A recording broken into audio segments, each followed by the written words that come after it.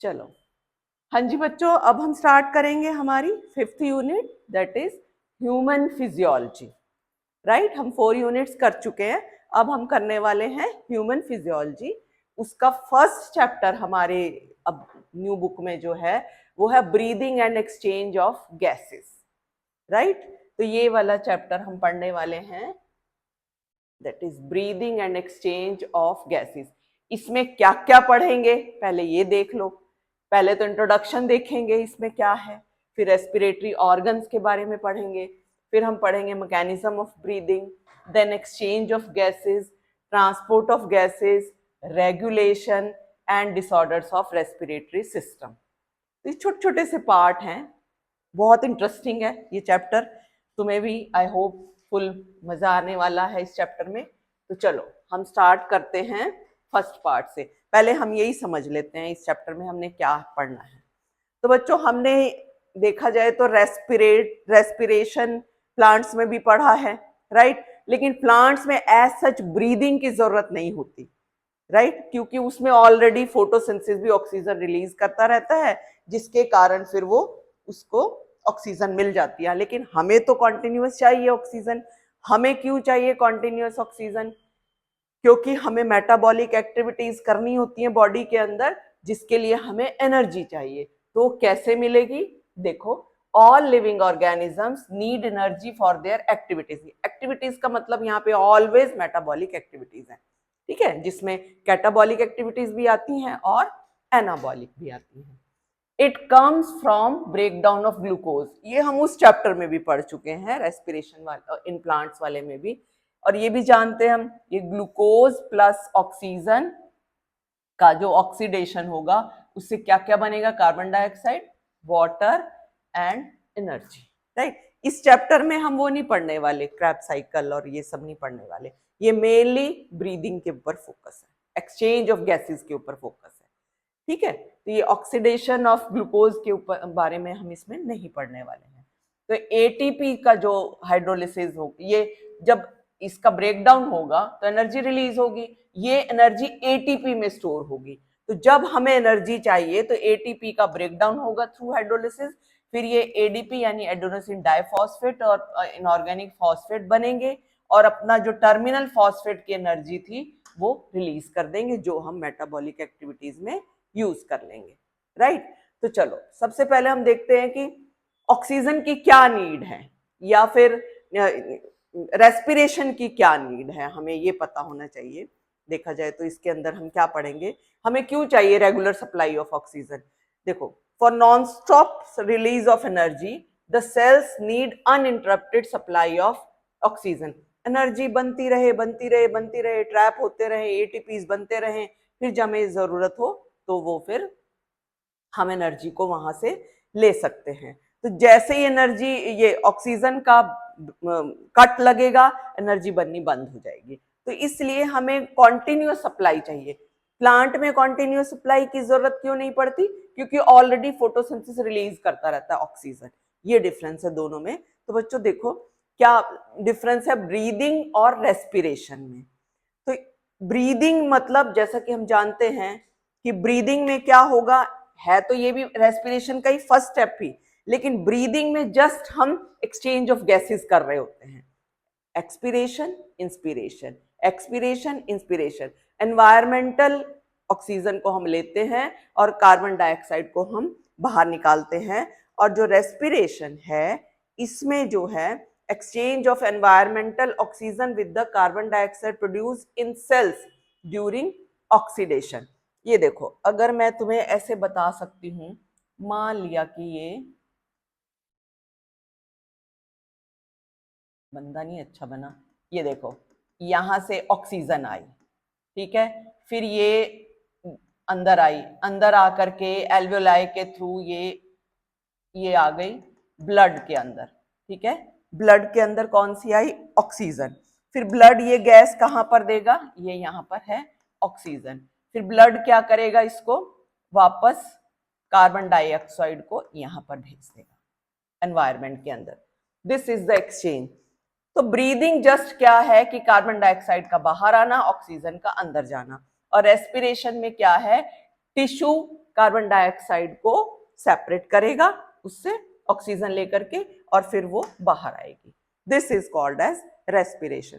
Clear? तो इसलिए हमें ऑक्सीजन की अनइंटरप्टेड सप्लाई चाहिए जिसके कारण हम रेगुलर रेस्पिरेशन कर पाए।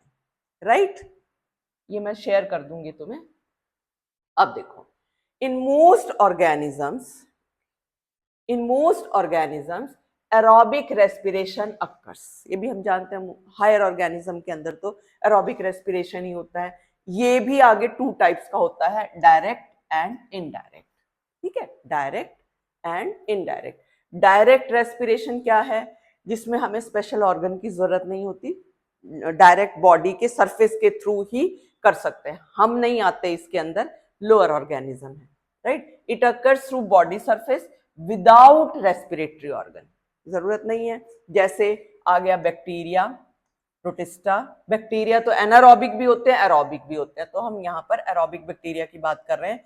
Plants, sponges, hydra, flatworms and राउंडवॉर्म्स, ये सब बॉडी सरफेस के थ्रू ऑक्सीजन को रेस्पायर करेंगे। राइट? क्लियर है ना? ये समझ रहे हैं? तुम उसमें पढ़ चुके हो, एनिमल किंगडम में ये सारा पढ़ चुके हो। तो अगला भी जो हम पढ़ने वाले हैं, एक तरह से तुम्हारा एनिमल किंगडम की ही रिवीजन होने वाली है यहाँ पर। ये देखो, इनडायरेक्ट रेस्पिरेशन, इसमें स्पेशल ऑर्गन्स के थ्रू होगी। तो आप देख सकते हो स्पेशल ऑर्गन्स कितनी तरह के हैं। सबसे पहले कुटेनियस के थ्रू, यानी कि स्किन के थ्रू। एनिलिडा में, क्रस्टेशियंस में, एम्फीबियंस में, अर्थवॉर्म भी इसके थ्रू ले सकता है। वो क्या करते हैं? अपनी मॉइस्ट क्यूटिकल को यूज करते हैं इसके लिए, एयर को ब्रीथ करने के लिए। ठीक है? और इसके अंदर दूसरा है बक्कोफेरेंजियल कैविटी। ये तुम पहले भी पढ़ चुके हो, फ्रॉग एंड टोड के अंदर वो स्किन को भी यूज करते हैं। फ्रॉग में तुमने वैसे भी पढ़ा है, बक्कल कैविटी को भी यूज करते हैं, स्किन को भी यूज करते हैं, उनमें लंग्स भी होते हैं, उनमें गिल्स भी होते हैं। गिल्स कब होते हैं फ्रॉग में? बोलो, गिल्स कब होते हैं बच्चों? जब वो टैडपोल लार्वा की शक्ल में होता है, मतलब पानी में होता है ना। लेकिन जब वो लैंड पर होता है तो किससे होता है फिर? उसमें लंग्स के थ्रू। राइट? फिर लंग्स के थ्रू होता है ना। तो इसमें हम देखेंगे, अगर ये देखो, फ्रॉग में बक्कोफेरेंजियल कैविटी के थ्रू भी होता है, और ब्रैंकियल मतलब थ्रू गिल्स। एक्वेटिक आर्थ्रोपोड्स में भी, मोलस्का में, फिशेस में, इवन फ्रॉग में भी होता है टैडपोल लार्वा के अंदर। और pulmonary respiration through lungs, pulmonary lungs के थ्रू, जैसे रेप्टाइल्स, बर्ड्स और मैमल्स। पता है हम सारे इसी में ही आते हैं, ये वाले मोड में। और इंसेक्ट्स में, जैसे कि तुम्हारा अब कॉकरोच नहीं है, उसमें स्पेशल ये पढ़ाते थे हम। Insects have a network of tubes called as tracheal respiration. Trachea होती है उसमें, ठीक है, नेटवर्क होता है पूरा। बहुत डिटेल में पढ़ने की जरूरत नहीं है, सिर्फ इतना ही पता हो कि इनके अंदर एक नेटवर्क ऑफ ट्यूब होता है जिसको बोलते हैं ट्रैकी, और उस रेस्पिरेशन को हम क्या बोलते हैं? Tracheal respiration. राइट? तो ये डिफरेंट मोड है। इसमें एक कॉमन क्वेश्चन ये भी आ सकता है, एम्फीबियंस में कौन सा मोड है? तो एम्फीबियंस में बच्चों गिल्स भी हो सकता है और लंग्स भी हो सकते हैं, क्योंकि वो पानी में भी होते हैं और लैंड पर भी होते हैं, इसलिए दोनों मोड हो सकते हैं। राइट? तो अब हम देखते हैं ह्यूमन रेस्पिरेटरी सिस्टम। ये समझ लो हमारा मेन चैप्टर शुरू है, ह्यूमन रेस्पिरेटरी सिस्टम। इससे पहले तो जस्ट हमने इंट्रोडक्शन ही देखी थी। तो इसमें बच्चों ह्यूमन रेस्पिरेटरी सिस्टम में क्या है? 2 मेन पार्ट है। एक है रेस्पिरेटरी ट्रैक्ट और एक है रेस्पिरेटरी ऑर्गन्स। एक मिनट, जरा इसको साइड में करते हैं। Respiratory tract and respiratory organs. Respiratory tract भी मैं डिस्कस करूंगी अभी, और रेस्पिरेटरी ऑर्गन्स मेन क्या है ह्यूमन में? Pair of lungs, a pair of lungs. Right? तो ये हमारे प्लांट्स में नहीं होता ऐसे रेस्पिरेटरी ऑर्गन्स। यहाँ तो देखो कितना कुछ पढ़ना पड़ रहा है हमें। प्लांट्स में ऐसा उनकी कोई रिक्वायरमेंट भी नहीं होती स्पेशल ब्रीदिंग के लिए। राइट? तो चलो हम स्टार्ट करते हैं। ये इसके अंदर मैंने एक छोटा सा ऐसी डायग्राम तुम्हें जस्ट एक ग्लिम्स देने के लिए बनाया हुआ है। ये इसमें भी ना देखोगे डायग्राम के अंदर मैंने बनाया हुआ है upper respiratory tract and lower respiratory tract. ऐसे ही थोड़ा इजी करने के लिए डिवाइड कर दिया है।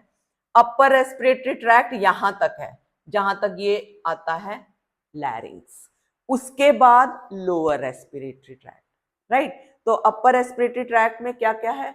सबसे पहले एक्सटर्नल नॉस्ट्रिल्स या फिर एक्सटर्नल नेयर्स भी बोल सकते हैं हम। नॉस्ट्रिल्स को हम एक्सटर्नल नेयर्स का नाम भी दे सकते हैं, ठीक है। ये हमारे, ठीक है, ये एक्सटर्नल नॉस्ट्रिल्स या फिर एक्सटर्नल नेयर्स, वन पेयर होगा, राइट।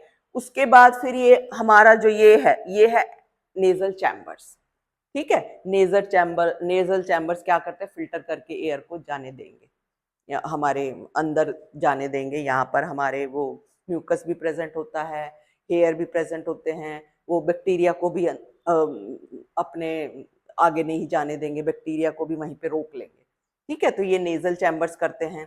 फिर नेजल चैम्बर के बाद एक और हम मेंशन कर सकते हैं, यहाँ पर लिख लो बच्चों, इंटरनल लेयर्स ऐड कर सकते हो, नहीं भी इंटरनल लेयर्स या फिर इंटरनल नॉस्ट्रिल्स भी बोल सकते हैं हम, इंटरनल लेयर्स और इंटरनल नॉस्ट्रिल्स, ठीक है। ये अंदर मतलब ये तो एक्सटर्नल है, फिर नेजल चैम्बर है, फिर उसके अंदर की तरफ जो हम देख नहीं सकते, अंदर की तरफ इंटरनल लेयर्स या फिर इंटरनल नॉस्ट्रिल्स का नाम दे सकते हो। तुम यहाँ कह सकते हो ये नेजल कैविटी यानी नेजल चैम्बर को बोला गया, यहाँ पर होंगे, यहाँ पर होंगे, ठीक है, इंटरनल लेयर्स। उसके बाद आइए, उसके बाद कहाँ एंटर करता है? ये देख रहे हो ये वाला पोर्शन, यहां से आई, जस्ट अ सेकेंड इससे दिखाती हूँ, ये देखो यहाँ एयर आई, यहाँ आई, फिर यहाँ ये वाला पोर्शन है ना जो, दिस इज फेरिंग, नहीं यहाँ नहीं है फेरिंग, इसको बोल, हाँ ये सारा फेरिंग्स है, ये वाला दिस इज फेरिंग्स, ठीक है।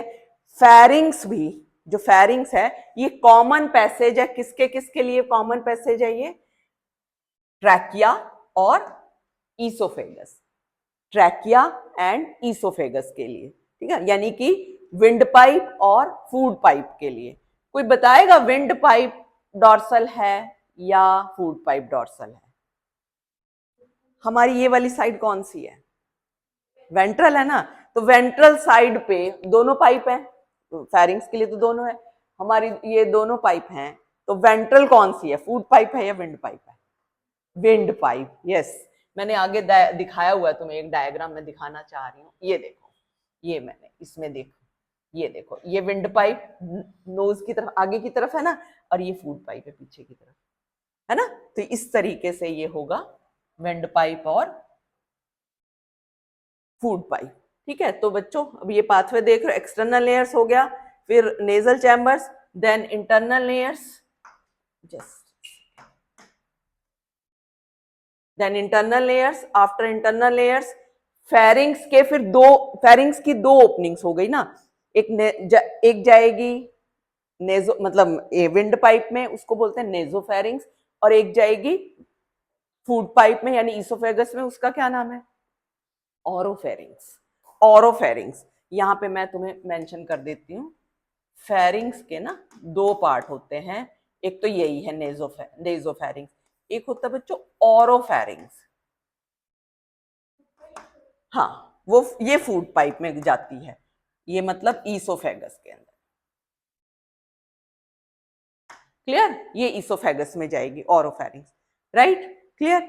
अब ये नेजोफेरिंग्स जो है ये एंटर करता है ट्रैकिया में थ्रू लैरिंग्स, लैरिंग्स के थ्रू, राइट। तो इस टाइम पे मैं थोड़ा सा एक चीज बताना चाह रही, मेरे पास ग्लास नहीं है, सपोज ये हमारी है, ये हमारी वो है ट्रैकिया, ठीक है, इसका होता है ये ढक्कन, ठीक है, ट्रैकिया का ढक्कन है ये, इसको बोलते हैं हम, क्या बोलते हैं? इसकी ओपनिंग को बोलते हैं ग्लोटिस, और इसके ऐसे लिड जो लगी होती है हमारे नेक में, उसको क्या बोलते हैं बच्चों? Epiglottis, epiglottis. ये है ट्रैकिया, ट्रैकिया की ओपनिंग को बोलते हैं ग्लोटिस, क्लियर, क्लियर। फिर ग्लोटिस की जो लिड है ना, ढक्कन, उसको बोलते हैं हम एपिग्लोटिस, ठीक है, क्या बोलते हैं? एपिग्लोटिस। तो जब हम खाना खाते हैं, खाना खाते हुए, अब मैंने बताया कॉमन पैसेज है फेरिंग्स, है ना, फेरिंग्स तो कॉमन पैसेज है, किसके लिए? फूड और एयर दोनों के लिए। तो जब हम खाना खाते हैं तो ये एयर पाइप का ढक्कन यानी कि ट्रैकिया का ढक्कन बंद कर देता है, ताकि हमारा जो फूड है इसमें ना जाए, समझ आई? है ना। फेरिंग्स तो एक कॉमन है, कॉमन है, यहाँ से दो निकल रही है, एक इधर निकल रही है पाइप, एक पीछे निकल रही है। तो ये जो ट्रैकिया है, ये ट्रैकिया ट्रैकिया को ढक देता है जब हम खाना खाते हैं। इसीलिए ध्यान दिया होगा कभी जब हम खाना खा रहे होते हैं, हमारे बड़े बोलते हैं ना, खाना खाते हुए बोलो मत, खाना खाते हुए ज्यादा हंसो मत। कभी कभी खांसी भी आ जाती है। क्यों आती है खांसी? क्योंकि हमारा खाना छलक के उसमें चला जाता है, विंड पाइप में। ठीक है, समझ में आई अब ये बात? तो ये ध्यान रखो तुम कि क्लियर। लैरिंग्स, लैरिंग्स के थ्रू ट्रैकिया में एंटर हुआ। क्लियर। सबसे पहले देखो external nostril, then nasal chamber, then internal layers, then nasopharynx जो फेरिंग्स का ही एक पार्ट है, और उसके बाद फिर ये ट्रैकिया में एंटर करता है थ्रू लैरिंग्स। लैरिंग्स के बारे में मैं तुम्हें यहीं पे बता देती हूँ। लैरिंग्स को हम बोलते हैं, क्या बोलते हैं, इधर होता है ये साउंड बॉक्स या वॉइस बॉक्स। जो सांस की आवाज आती है ना, वो इसी से आती है। हमारे में इतना नहीं दिखता, मैन में दिखता है ज्यादा क्लियर। ये यहाँ उठा हुआ होता है थोड़ा, हाँ वो देखो क्लियर, यहाँ पे ऐसे थोड़ा सा ऐसे, ये देखो ये नजर आ रहा है ना, ये ऐसे। ठीक है, ये लैरिंग्स है बच्चों, इसको साउंड बॉक्स बोलते हैं लैरिंग्स को। That is called as sound box या फिर वॉइस बॉक्स भी बोल सकते हैं। साउंड बॉक्स और वॉइस बॉक्स। क्लियर, क्लियर है। फिर ये एंटर करेगा ट्रैकिया में। ये देखो ये ट्रैकिया है, ये वाला, ये है ना, ये वाली, ये ट्रैकिया है। ट्रैकिया में एंटर करेगा। फिर ट्रैकिया के बाद अब ट्रैकिया की बाइफर्केशन होगी। एक एक फर्केशन चली जाती है, एक लंग में, दूसरी दूसरे लंग में, राइट एंड लेफ्ट लंग में। तो उस बाइफर्केशन को हम क्या बोलते हैं? ब्रोंकाई। ठीक है। अब ब्रोंकाई में भी अभी अगली स्लाइड में मेंशन करेंगे, primary bronchi, secondary bronchi, tertiary bronchi. ठीक है। फिर उसके बाद उनके आगे ब्रोंक्यूल्स होते हैं, तो वो डिटेल हम आगे पढ़ने वाले हैं। क्लियर है। फिर ये तुम पाथवे देख रहे हो, और ये ब्रोंकाई, ब्रोंक्यूल्स ये एंटर कर जाते हैं लंग्स के अंदर। अल्टीमेटली फिर लंग्स के अंदर इनमें एल्वियोलाई में एंटर करेंगे। कैसे, ये मैं तुम्हें इसमें क्लियर कर देती हूँ। ठीक है। तो चलो, जो जो हमने पढ़ा वही लिखा हुआ, और कुछ नहीं है इसमें स्पेशल।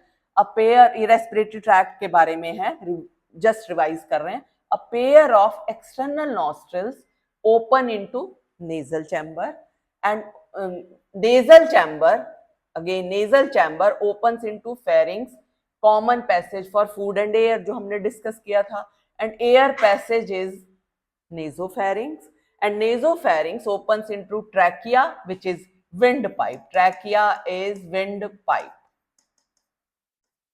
और फूड पाइप को क्या बोलते हैं? ईसोफेगस। ठीक है। Through लैरिंग्स, larynx is cartilaginous box. It helps in sound production, that is why called as sound box. During swallowing of food, just a second.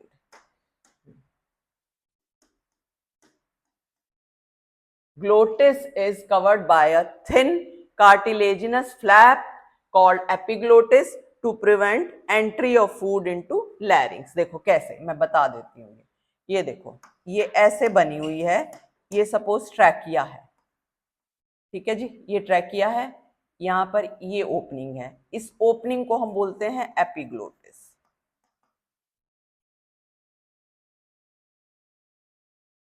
Epiglottis, ठीक है, एपिग्लोटिस। और यहां पर होती है ये ओपनिंग। कैसे बनाए ओपनिंग को? ये opening, this is called as, अरे ये ग्लोटिस है, सॉरी, ये ग्लोटिस है, इसको एपिग्लोटिस बोलते हैं।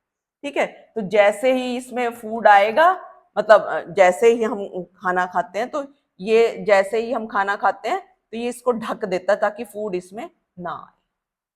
ठीक है, ये एयर पैसेज को सेफ रखने के लिए। क्लियर है ये? और ये मैंने तुम्हें अभी अभी मेंशन किया था, जो इसमें आप क्लियर देख सकते हो। ये ऐसा मेंशन नहीं किया हुआ एनसीईआरटी में, बट आपको पता होना चाहिए कि हमारी जो ट्रैकिया है वो है वेंट्रल। ये नोट कर लो बच्चों, चाहे ये है वेंट्रल साइड पे। ठीक है। और जो ईसोफेगस है यानी फूड पाइप है, वो है डॉर्सल साइड पे। ये छोटी छोटी चीजें हैं, कंसेप्ट बेस्ड, पता नहीं चलता एग्जाम में कैसे आ जाए, डायरेक्ट नहीं लिखा होता तो भी, तो ये ध्यान रखो। ठीक है। तो ये ट्रैकिया और ये आगे, बस आगे ये यहाँ पे दिख रहा है, ये देखो ये ढक्कन सा बना हुआ, ये एपिग्लोटिस है, ये छोटा सा ढक्कन बना हुआ। चलो कोई बात नहीं, हम आगे देखते हैं।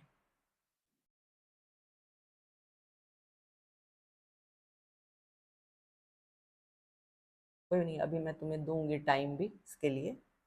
चल ये कंप्लीट कर लें, फिर आगे हम वो पढ़ेंगे। एक मिनट, हाँ ये वाला कंप्लीट कर लेते हैं पहले। Trachea which is called as wind pipe, it is a straight tube, इसको बोलते हैं हम विंड पाइप, जिसको जो एक स्ट्रेट ट्यूब है जो हमारे वेंट्रल साइड पे प्रेजेंट है।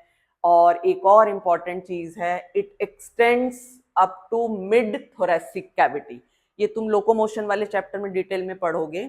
सर्वाइक ये थोरेसिक कैविटी हमारे जहां पर लंग्स प्रेजेंट है उसको बोलते हैं थोरेसिक कैविटी। हमारी जो चेस्ट वाली कैविटी है that is called as thoracic cavity and it divides at the level of fifth thoracic vertebra। बच्चों यहाँ में ना वर्टिब्रल कॉलम होता है हमारे, पता है वर्टिब्रल कॉलम पे जो फिफ्थ थोरेसिक है, सर्वाइकल, थोरेसिक वर्टिब्री, फिर लंबर वर्टिब्री, फिर सैक्रल वर्टिब्री, ये सारा हम डिटेल में पढ़ेंगे। बस यहाँ समझ लो, यहाँ पर करीबन यहाँ पर आएगा फिफ्थ वर्टिब्री। ठीक है, तो मैं ये तुम्हें थोड़ा सा बना के दिखाती हूँ। सपोज ये है ट्रैकिया, जस्ट ये बच्चों ये मैं बना के दिखा रही हूँ तुम्हें, ये है ट्रैकिया। और इसके अंदर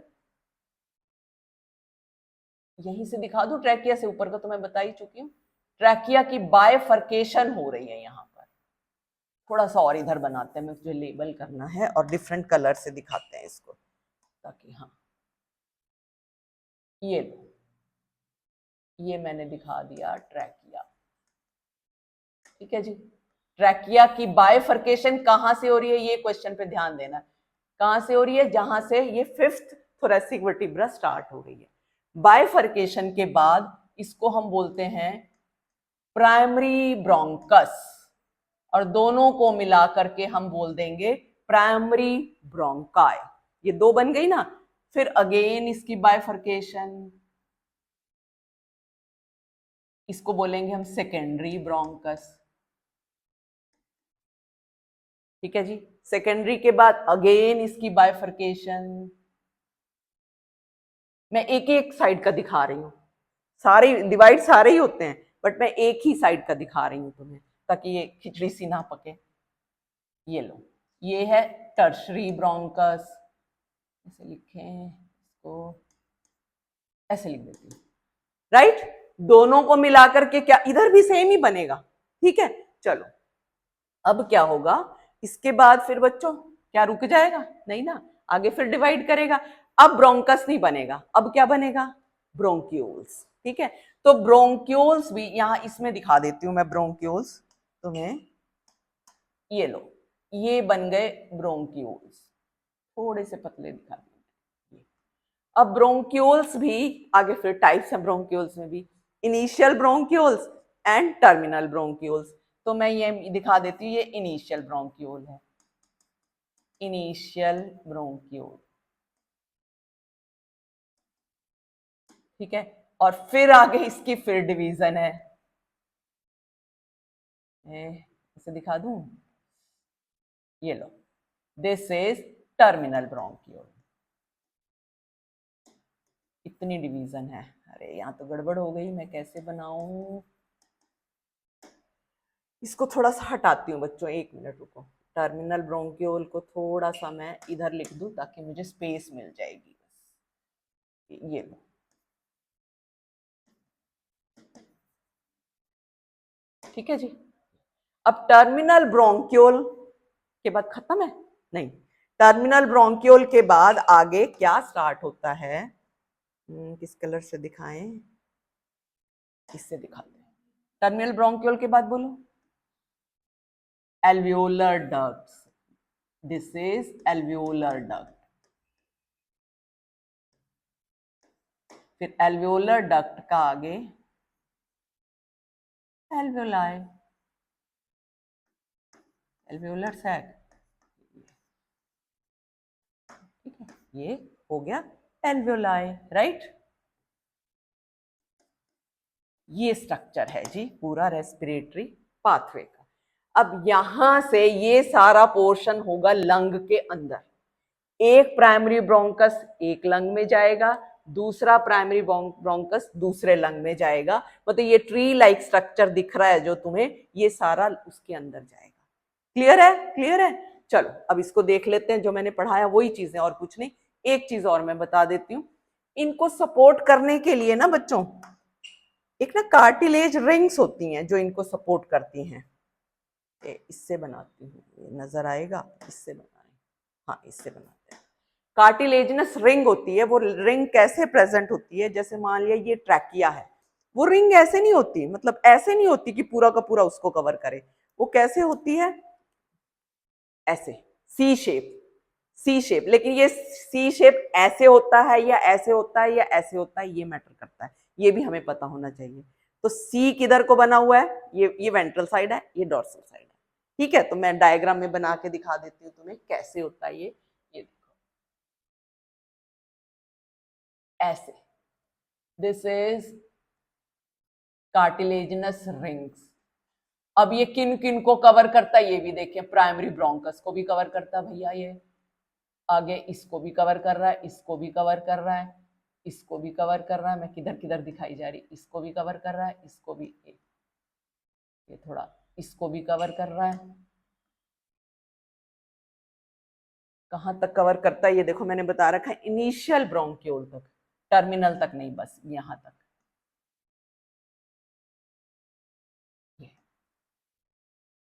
अब देखो ध्यान से, clear.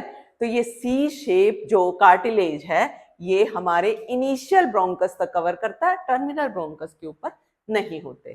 Trachea is a straight tube, extends up to mid thoracic cavity, ये भी हम पढ़ चुके हैं। It divides at the level of fifth thoracic vertebrae. बच्चों इस पॉइंट को ध्यान से कर लेना बस, फिफ्थ थोरेसिक वर्टिब्री कहां से डिवाइड होता है, फोर्थ, फिफ्थ या सिक्स, ये ध्यान रहे। Into left and right primary bronchi, each bronchi आगे opens into secondary bronchi, then tertiary bronchi, right? Then हाँ, टर्शरी ब्रोंकाई के बाद बनता है bronchioles, initial bronchiole, then terminal bronchiole. Ultimately bronchioles end up into thin terminal bronchioles. Clear है बच्चों?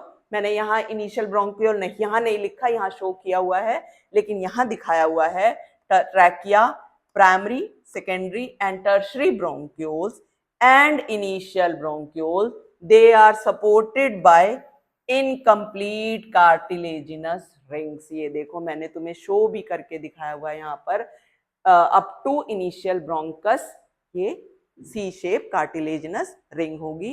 And each terminal bronchiole gives rise to a number of very thin irregular walled and vascularized bag like structure called alveoli। देखो कोई regularity नहीं है, irregular, ऐसे लगता है grep का गुच्छा पड़ा है, ऐसे दिखता है। क्लियर है ये सारा? इसमें क्या क्या कंसेप्ट है, क्लियर है? एक तो कार्टिलेजिनस रिंग के बारे में आपको पता होना चाहिए, एक आपको ये भी पता होना चाहिए कि कहाँ तक ये कवर करती हैं, अप टू इनिशियल ब्रोंकाई तक। एक ये भी क्वेश्चन आता होता है, एल्वियोलाई इनिशियल ब्रोंकाई में प्रेजेंट है या फिर टर्मिनल ब्रोंकाई में। ठीक है, एक ये वाला क्वेश्चन आता है, ये भी ध्यान रखना। तो इसके साथ ये पाथवे तो हो गया हमारा। अब आगे एक और जो इंपॉर्टेंट पार्ट है वो देखो क्या है इसमें। सबसे पहले the branching network of bronchi, bronchioles and alveoli, ये जो मैंने यहां पर बताया था तुम्हें, ध्यान दो। देखो ये सारा यहां तक ट्रैकिया के बाद का सारा पार्ट ना, ये क्या ट्रैकिया के बाद का सारा पार्ट लंग्स बनाता है। लंग्स के अंदर वो सारा पार्ट प्रेजेंट है। कौन कौन सा? Bronchi, bronchioles, alveolar duct and alveoli. Clear? तो वो सारा आ जाएगा इसके अंदर। एल्वियोलर डक्ट भी लिख सकते हो, इसमें नहीं लिखा है, वो लंग्स के अंदर आएगा। अब इसमें एक और छोटा सा इंपॉर्टेंट पार्ट है, वो देखो क्या है बच्चों, वो देख लो, मैं बता देती हूँ क्या है। कंडक्टिंग पार्ट है हमारी जो रेस्पिरेटरी, जो ये है रेस्पिरेटरी सिस्टम है, उसको दो पार्ट में डिवाइड किया गया, conducting part and respiratory part. ठीक है। कंडक्टिंग रेस्पिरेटरी पार्ट को एक्सचेंज पार्ट भी बोल सकते हो। क्या डिफरेंस है दोनों में, देखो ध्यान से। कंडक्टिंग पार्ट तो स्टार्ट होता है एक्सटर्नल नोस्ट्रिल से और कहां पे खत्म है, ब्रोंक्यूल्स तक, ठीक है। और इसका काम है ये एटमॉस्फेरिक एयर को एल्वियोलाई तक लेकर के जाएगा, जस्ट लेकर के जाएगा, उसके बाद ये कुछ नहीं करता। ब्रोंक्यूल्स जो ये लेकर के जाएंगे, इसके अलावा ये और क्या करता है, दो इसके और लिख लो। It brings air to body temperature, to body temperature।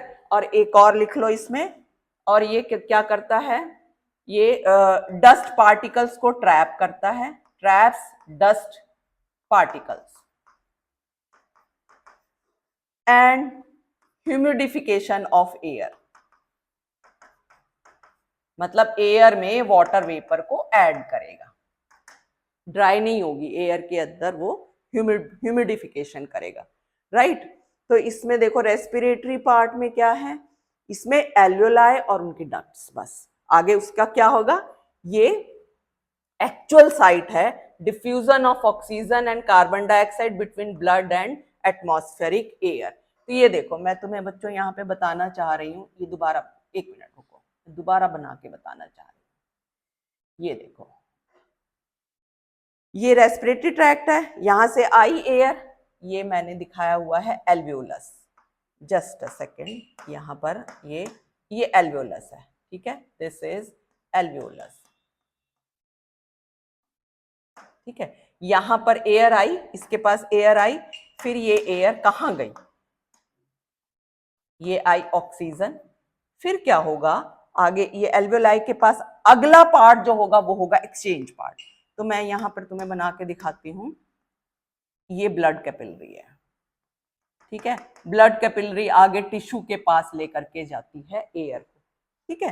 तो ये टिश्यू को ऑक्सीजन दे देगी, पहले ऑक्सीजन यहां आई, फिर उसके बाद ये टिश्यू को देगी, टिश्यू से कार्बन डाइऑक्साइड यहां आएगी, व्हाइट से दिखाती हूँ, ऐसे पता नहीं चल रहा ना, ये देखो यहां आई, फिर यहां पर यहां आई ऑक्सीजन और यहां से आ गई ये, और ये फिर कार्बन डाइऑक्साइड जो है ये इसमें एंटर करेगी। तो ये जो एक्सचेंज ऑफ गैसेस वाला पार्ट है वो ये इसमें आएगा, क्लियर है।